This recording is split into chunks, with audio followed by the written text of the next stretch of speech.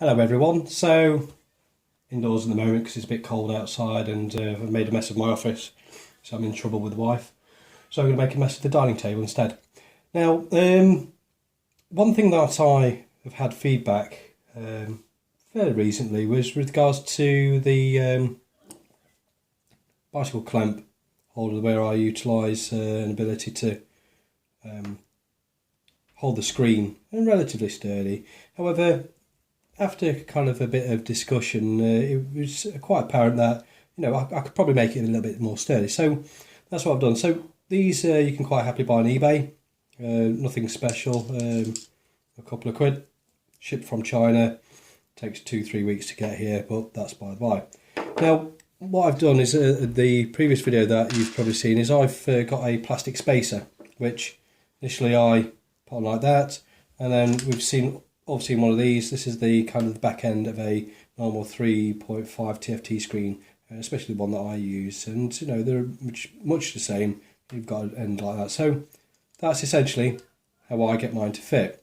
Now, as I always do, I always look to try and make things more improved. And essentially what I've done is I've kind of come across these things. These are a 1/4 to a 3/8 adapter. And as you can see, they quite happily, they do screw on here, trust me, screw on there like that. Now the thing is this spacer here doesn't necessarily have the ability to go straight on there. However, by utilising a bit like this is a, I don't know where we can get, it's 5/8. Is that going to zoom in? No, it's not. It's a 3/8 by 16, and if I remember right, the 16 is the number of threads per inch. If I've got that right, great. If I've got it wrong, but obviously by all means comment. Now, essentially all I do is make the thread go through like that.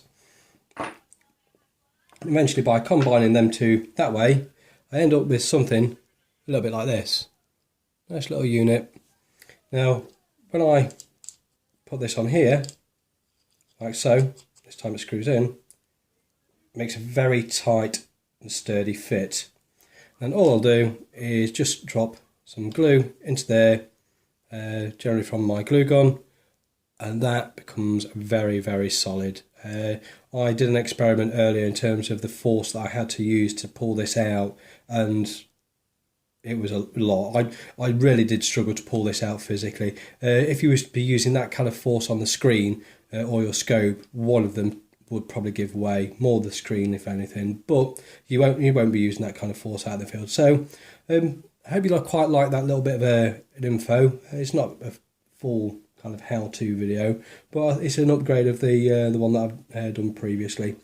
So I hope you like that.